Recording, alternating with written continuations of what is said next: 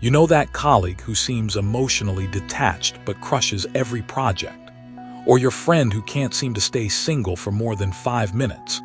Maybe you recognize the woman who turns every space into a warm sanctuary, or the one who mothers everyone around her whether they want it or not. These aren't random personality quirks. They're expressions of 7 powerful feminine archetypes that have been shaping women's lives since the dawn of civilization. If you've ever wondered why some women seem impossible to understand, why they make certain choices that baffle you, or why you react so strongly to specific female personalities, you're about to discover something that will change how you see every woman you encounter. And if you're a woman watching this, prepare to finally understand yourself in ways you never thought possible.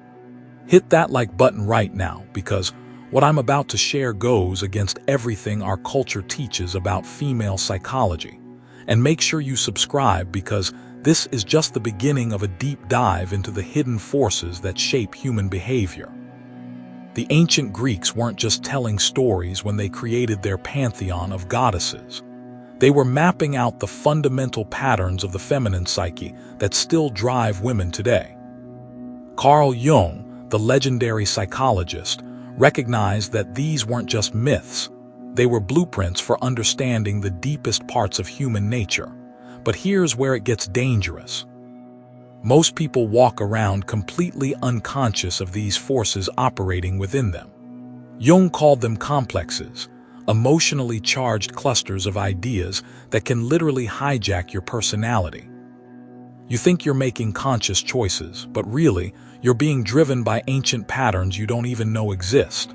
Jung said it best: until you make the unconscious conscious, it will direct your life and you will call it fate. That's exactly what's happening to millions of people right now. They're living out archetypal patterns without any awareness, wondering why they keep making the same mistakes, attracting the same problems, feeling stuck in cycles they can't break. The shadow side of these archetypes is where things get really intense. When you're unconscious of these forces, they don't just influence you, they possess you. You become a puppet dancing to strings you can't see, but when you recognize them, that's when you gain the power to choose your response instead of being controlled by unconscious drives. Jean Shinoda Bolen revolutionized psychology when she identified 7 distinct feminine archetypes based on the Greek goddesses. These aren't outdated mythological concepts. They're living psychological realities that explain why different women want completely different things from life, why what fulfills one woman leaves another feeling empty, and why women often struggle to understand each other. Think about the women in your life right now. Some seem driven by achievement and independence. Others can't function without a romantic relationship. Some create homes that feel like sanctuaries, while others seem to live for passion and creative expression. These aren't lifestyle choices.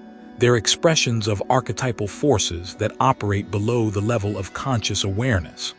The 7 archetypes fall into 3 categories that will blow your mind once you understand them.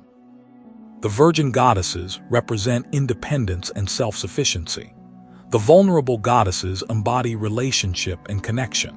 And the transformative goddess channels pure creative and romantic energy. Every woman contains all of these potentials, but certain patterns dominate while others remain dormant. Here's what's truly shocking. When a woman doesn't understand her own archetypal nature, she often ends up living someone else's blueprint. She tries to force herself into patterns that feel completely wrong, wondering why she's so miserable when she's doing everything right, according to society's expectations. Let's start with the virgin goddesses, Artemis, Athena, and Hestia. Before you get distracted by the word virgin, understand that this has nothing to do with sexuality. It means psychologically complete unto herself. These archetypes represent parts of the feminine psyche that don't need external validation or relationships to feel whole. Artemis is the huntress, the competitor, the woman who thrives in male-dominated fields and isn't intimidated by anyone. You know her, she's the one who speaks up in meetings, negotiates her salary without fear, and gets genuinely excited by challenges that would terrify others. She's got what psychologists call focused consciousness, like a laser beam that cuts through everything else to hit her target.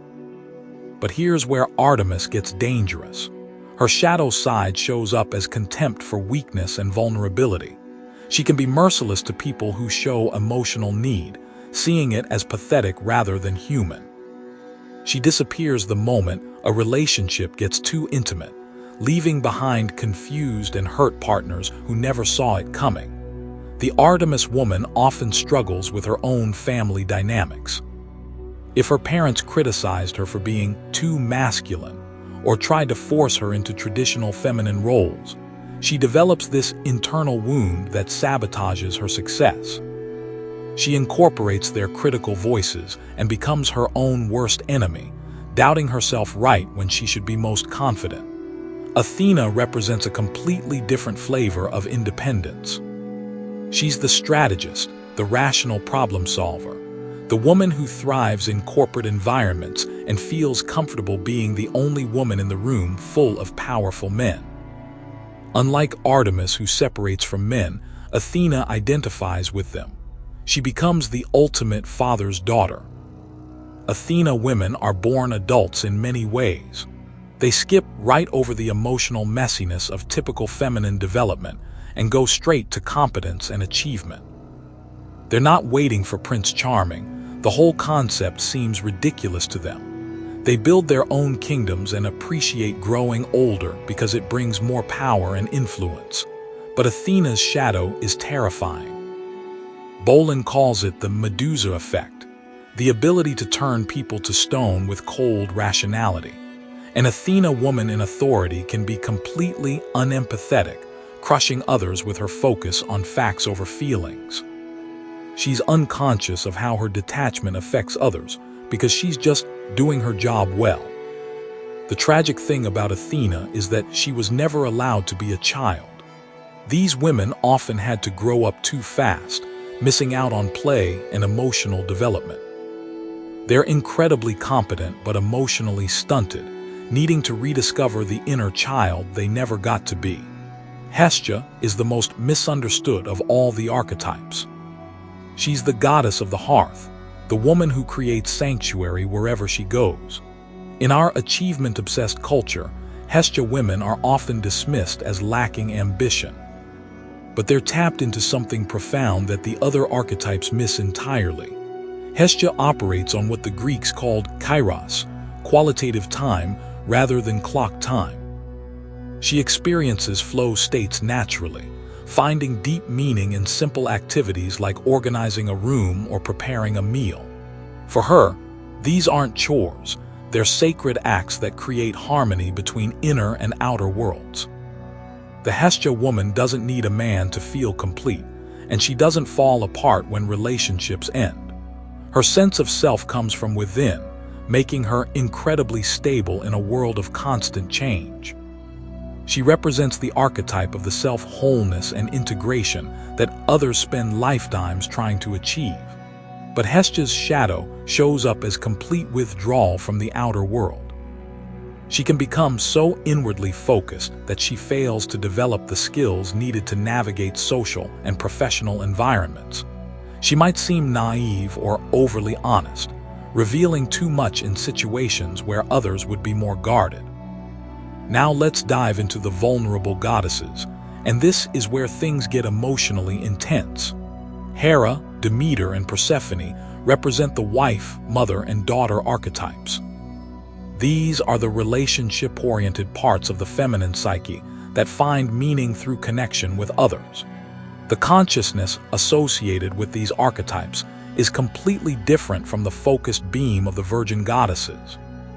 It's diffuse awareness like warm lamplight that illuminates everything within its range. This allows them to pick up on subtle emotional cues and respond to needs that others miss entirely. But here's the trap. This same receptive awareness makes them incredibly vulnerable to interruption and distraction. When a relationship-oriented woman tries to focus on individual goals, She's constantly pulled back into responding to others' needs. Her partner might unconsciously sabotage her efforts because he feels the loss of her warm attention like a light being turned off. Hera is the marriage archetype, and she's been completely misunderstood by our culture. We live in a time that devalues commitment and sees marriage as outdated. But for Hera women, being a wife isn't a role, it's an identity. Without a husband, she feels like she has a gaping hole in her psyche that nothing else can fill. The Hera woman considers her wedding day the most important day of her life. Marriage isn't just a legal contract for her. It's a mystical experience of becoming whole through union with another. She's seeking what alchemists called the conjunctio, the sacred marriage that creates something greater than the sum of its parts. But Hera's shadow is devastating when it takes over. She loses herself completely in her husband's identity, allowing him to make all the decisions about how she'll live her life. She becomes desperately dependent on his attention and approval, and when he inevitably falls short of her idealized expectations, she doesn't blame him. She turns her rage on other women instead. The mythological Hera never attacked Zeus for his infidelities. She went after his lovers with vindictive fury. This pattern shows up in modern Hera women who destroy other women's reputations, spread malicious gossip, or even resort to physical violence rather than holding their partners accountable. The key to healing Hera's shadow lies in the myth of her son Hephaestus, the god of the forge. Though Hera rejected him for his lameness, he represents the inner strength she needs to channel her volcanic rage into creative expression rather than destructive revenge. Demeter embodies the mother archetype in its purest form. She represents the drive to nurture, protect, and provide for others, not just children, but anyone who needs care. Demeter women feel most fulfilled when they're feeding people, literally or metaphorically, and they can fall into deep depression when their nurturing is rejected. The myth of Demeter searching for her abducted daughter Persephone reveals the intense bond between mother and child that defines this archetype. When Persephone was taken to the underworld, Demeter's grief was so profound that she caused a famine that nearly destroyed all life on Earth. This shows both the power and the danger of the maternal instinct. Demeter women often resent modern feminism for devaluing motherhood. They want to be full-time nurturers but feel pressured to pursue careers that don't fulfill them. When society tells them that staying home with children is wasting their potential, they feel attacked at the core of their identity. The shadow of Demeter shows up as smothering control disguised as love. She withholds emotional or physical nourishment when she doesn't get her way, creating guilt and dependency in her children. She experiences their growing independence as a personal loss and keeps them emotionally infantile well into adulthood. When her children finally leave home, the Demeter woman often experiences empty nest depression, a crushing sense of purposelessness that can lead to serious mental health crises. She may also stay in relationships with immature men who need mothering, enabling their dysfunction because it makes her feel needed. Persephone is perhaps the most complex and tragic of all the archetypes. She represents the eternal maiden, the part of the feminine psyche that remains forever young, innocent, and uncommitted. In her positive aspect, she brings freshness and possibility to everything she touches. In her shadow, she becomes the woman who can't make decisions and waits for life to happen to her. The myth of Persephone's abduction by Hades isn't just about kidnapping. It's about the necessary death of innocence that leads to psychological maturity. Every woman must experience some version of this underworld journey to become fully adult.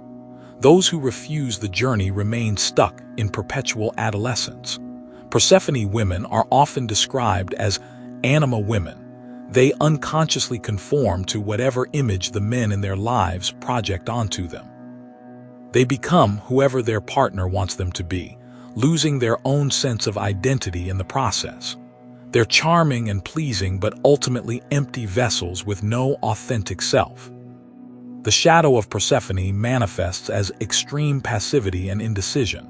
She's the woman who waits for her prince to come, who can't choose a career or commit to a relationship, because making a choice eliminates other possibilities.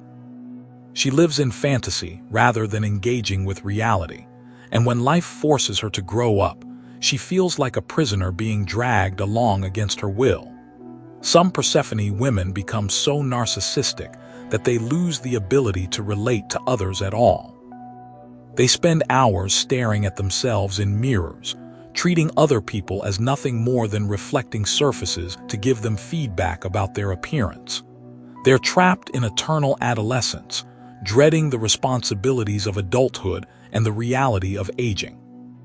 But when Persephone makes the journey to psychological maturity, she gains profound wisdom about the mysteries of life and death.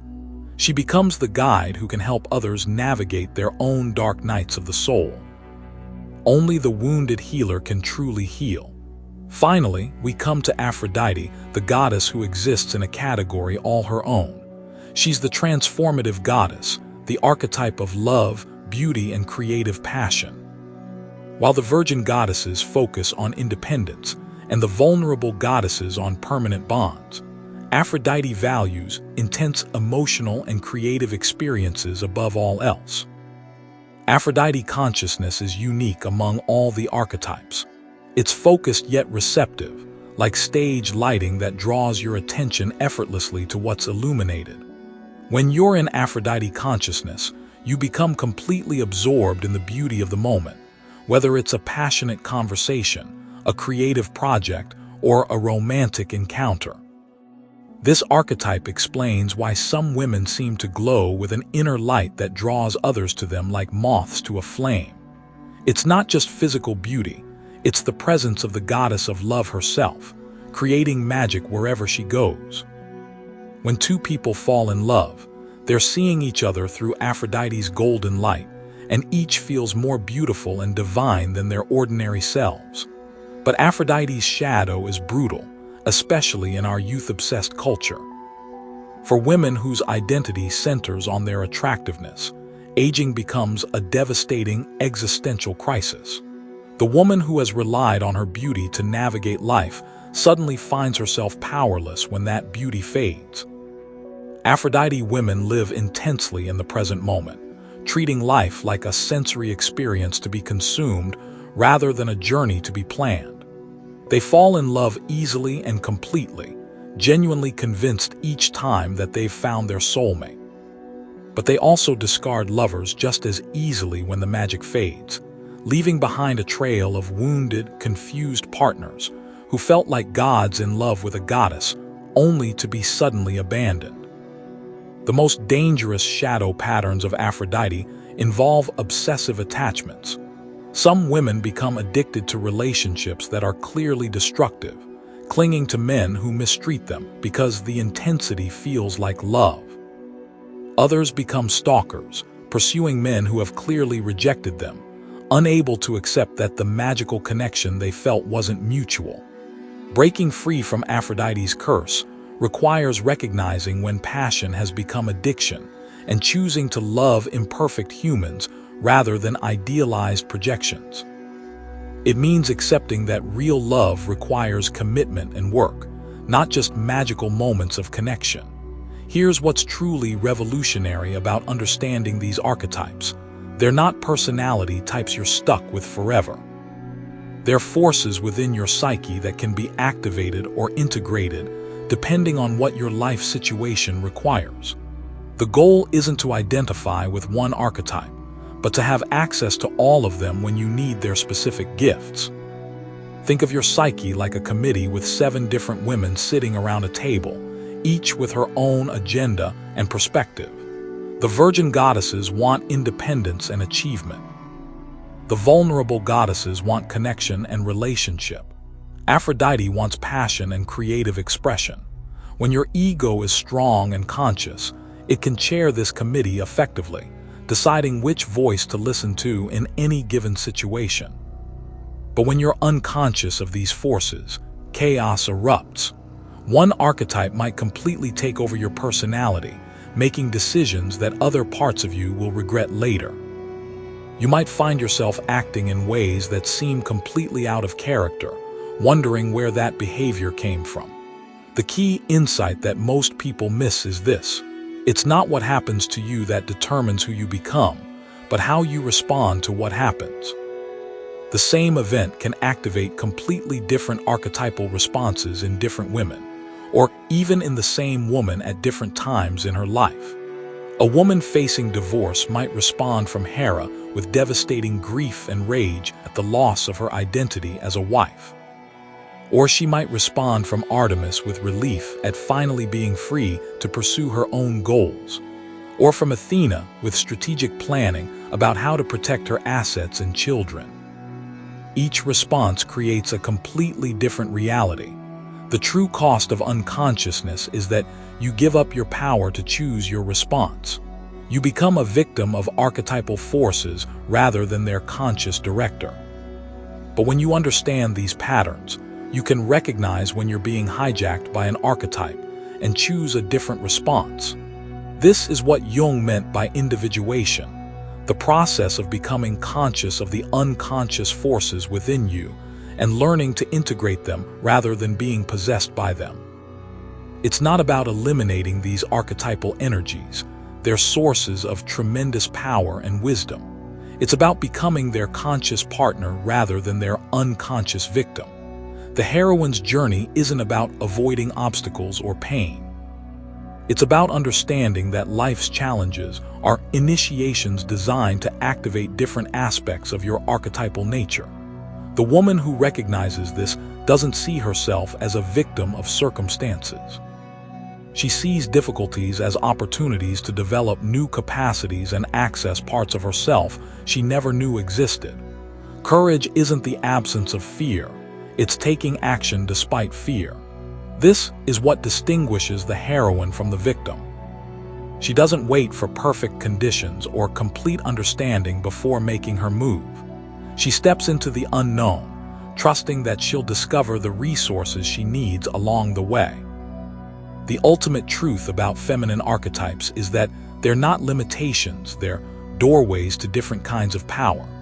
When you understand the forces operating within you and learn to work with them consciously, you stop being a prisoner of your unconscious patterns and start becoming the author of your own story. Whether you're a man trying to understand the women in your life or a woman seeking to understand yourself, these archetypal patterns provide a map for navigating the complex terrain of the feminine psyche.